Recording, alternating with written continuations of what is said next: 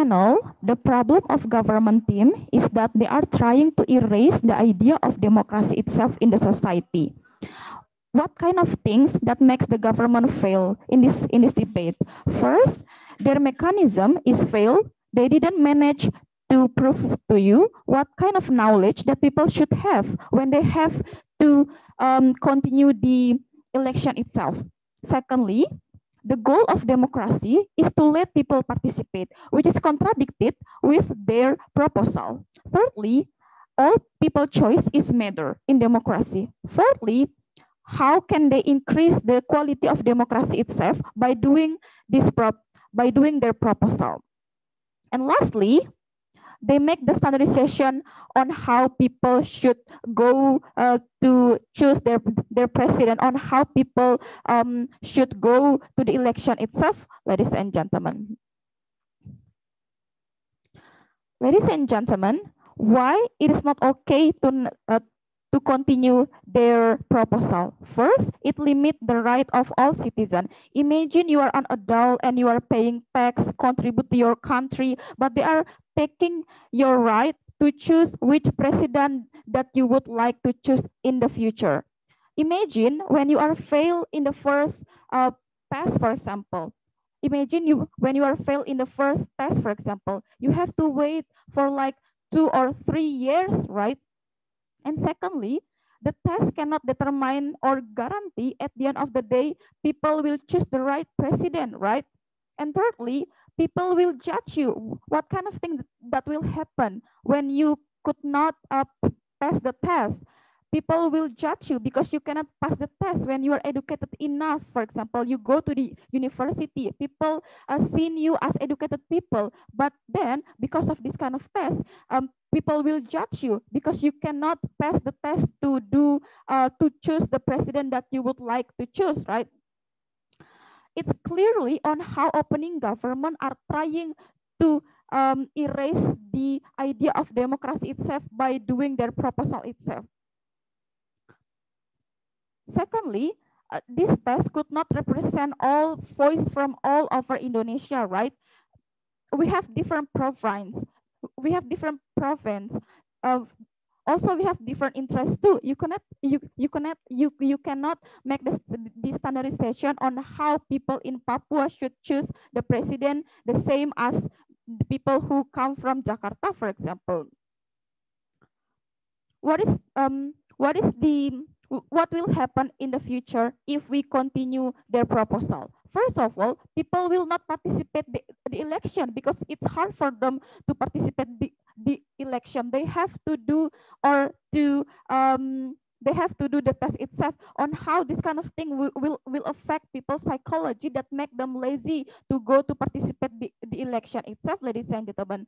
And secondly, the next president wouldn't be a president because less people join the election, right? Imagine when this kind of thing will limit the people who can join the election itself, ladies and gentlemen, which is really bad for the democracy itself, which is the purpose of democracy is to let all people, all citizens to participate in democracy. It is really harmful for the future of democracy itself, ladies and gentlemen, and it's unjustified for all citizens to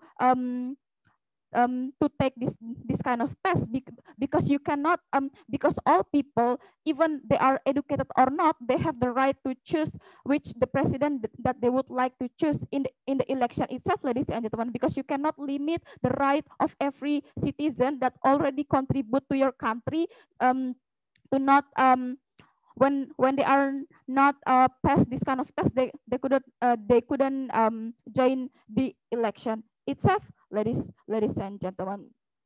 Ladies and gentlemen, the problem of the government is that they are blaming other society that choosing the president that do corruption, for example. But the problem here is not the citizen itself. But the problem is if you're worried about the corruption or other things that happen in the future, you have to educate the candidate of the president, right? Because the candidate of the president is important to not doing the corruption and not give this kind of test towards your society, because the job of the society is just to choose which president that they would like to choose in the future, right? So the problem that you brought as the opening government does not exist at the very first beginning, because once you brought that kind of problem, you have to make sure that the president or the candidate of the president should do the test, or you have to educate the president, so at the end of the day, in the future, they wouldn't do the corruption itself, ladies and gentlemen. You cannot blame those citizens for what they already choose, right?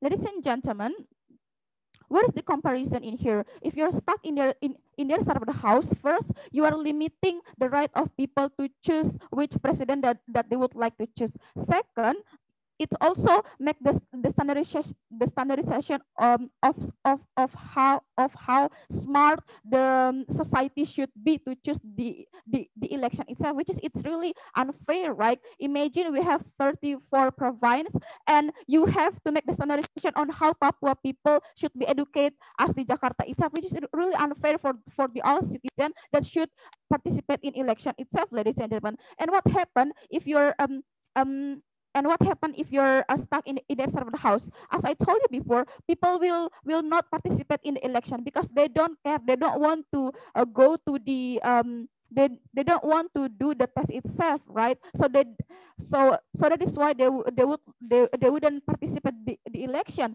because there is less people also that the effect is that the next president wouldn't be a president because they have less people that choose them, right? And secondly, if you stuck in our side of the house, you will be you will be okay, because the all citizen could choose which one the president that they would like to choose, because it's their right as the citizen. Even if they are uneducated or educated people, it's still okay for them to choose which president that they would like to choose, proud to oppose.